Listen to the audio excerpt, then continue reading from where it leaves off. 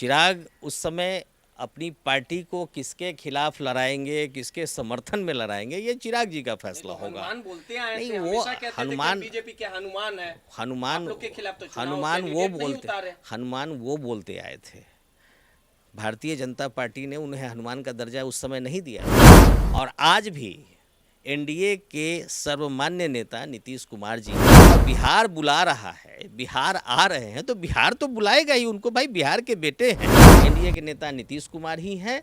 Bharatiya Janata party और बाकी सारे दल एक मत है नेता के नाम पे। बिहार के लिए 2025 काफी खास है और बिहार की राजनीति में चाचा भतीजे की जो लड़ाई है वो जग जाहिर है। और नीतीश कुमार और तेजस्वी यादव चाचे भतीजे की लड़ाई होगी और दोनों जब दो दो हाथ करेंगे तो कौन किसे परास्त करेगा ये तो आने वाला समय बताएगा। लेकिन 2020 का वो साल था जब चिराग भतीजे ने चाचा नीतीश कुमार को काफी डैमेज करने का काम किया था।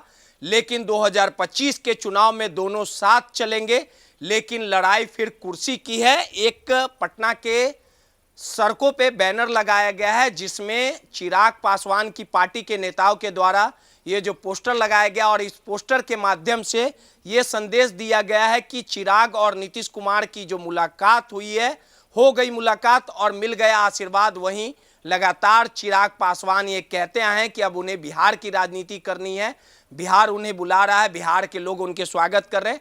आखिर इस पूरे मुलाकात को और इस बैनर पोस्टर को किस प्रकार से देखा जाए, हमारे साथ बात करने के लिए बीजेपी के नेता राजीव जी हैं। राजीव जी, ये वही चिराग पासवान है जो आप ही लोग के कहने पे नीतीश कुमार को डैमेज करने का काम किए थे और नीतीश कुमार को नंबर 3 की हैसियत वाली पार्टी को बनाने का काम किया था।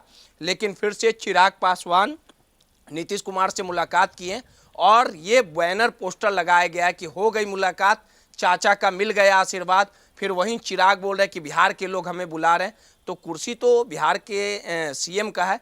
तो आखिर इस पे क्या देखा जाए, आखिर चिराग करना क्या चाह रहे हैं, किस तरह की राजनीति करना चाह रहे हैं? आखिर ये माना जाए पोस्टर के माध्यम से कि अपना उत्तराधिकारी चिराग को मान लिया जाए? आखिर पूरे इस पर्दे के पीछे के खेल को क्या समझा जाए?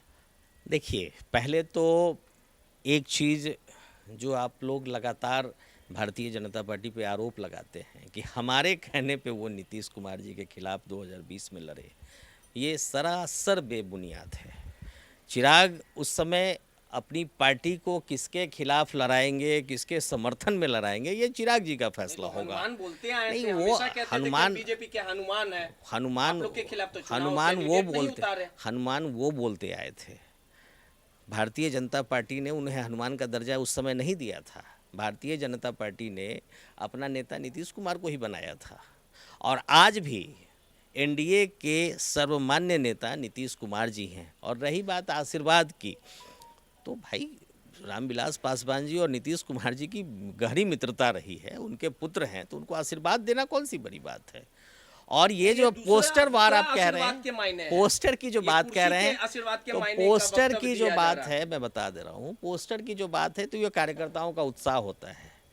बहुत सारी पार्टी के लोग अपने नेता को चाहते हैं, हर पार्टी के लोग अपने नेता का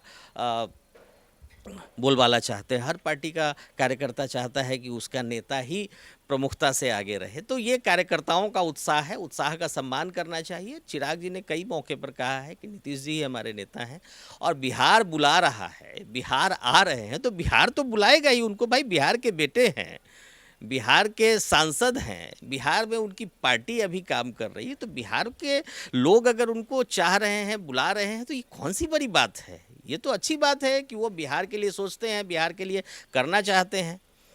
बिहार के ही कोटे से वो केंद्र में मंत्री भी हैं। आप लोग पार्टी भी उनकी बिहार में काम कर रही है। ये नहीं मानते कि सहमात के सातिर खिलाड़ी हैं बीजेपी के लोग? आप लोग उनके पिताजी के आवास को खाली करवा दिया, मूर्ति फेंकवा दिया था, विपक्ष ये आरोप लगाता था। लेकिन फिर देखिए ये सारी ये आवास खाली करवाना, आवंटित करवाना, ये सारी चीज़ें विभागीय कार्रवाई के तौर पे देखी जाती हैं। ये पार्टी का कोई वैमनस्यता नहीं होती है, किसी खास इंडिविजुअल से हमारी कोई वैमनस्यता नहीं होती है। वो समय पूरा हुआ होगा, खाली करवाया गया होगा, फिर से वो मंत्री बने हैं, फिर से उनको अलॉटमेंट हुआ। तो जो जैसा तरीका है वो एक बना हुआ है, उस तरह का सिस्टम बना हुआ है कि किसको कौन सा आवास मिलना चाहिए वो मिलता है। इसको बहुत तूल देने की ज़रूरत नहीं है और इससे भी बहुत घबराने की ज़रूरत नहीं है। एनडीए एकजुट है, एनडीए के नेता नीतीश कुमार ही हैं। भारतीय जनता पार्टी और बाकी सारे दल एक मत है नेता के नाम पे, एकजुट होकर हम लोग चुनाव लड़ेंगे और भारी बहुमत से सरकार बनाएंगे। विपक्ष मुंह दिखाने के लायक नहीं रह जाएगा। नहीं, लेकिन जब घटनाएं हो जाएंगी तब आप बोलिएगा कि हाँ हो गया। आखिर चिराग जो बोल रहे हैं कि हाँ हमें बिहार बुला रहा है, बिहार के लोग बुला रहे हैं, तो आखिर इसका तो कुछ मापदंड होगा ना। इसी तरह नहीं बोले बिहार के बेटे हैं, बिहार से लोकसभा का चुनाव लड़े भी थे, अब कह रहे हैं कि हम 40 पे तैयारी कर रहे हैं। उन्होंने ऐसा तो नहीं कहा है कि हम बिहार के मुख्यमंत्री बनने आ रहे हैं। नहीं, ये सब देखिए, सब सारी बातें मीडिया में, ये सब एक बचपन में हम लोग गुरुगप्प सुनते थे, जो बिना सिर पैर की बातें बाजार में आती थी, वही बिना सिर पैर की बातें हैं। नहीं, एक सब बोले थे एकदम चिरागे जी ने बोले थे कि नीतीश कुमार को जेल भेजवाएंगे जब हम मुख्यमंत्री बनेंगे। देखिए, ये 2020 की बात है। राजनीति में परिस्थितियां समय समय पे बदलती रहती हैं, साथ संगठन सहयोग बदलता रहता है।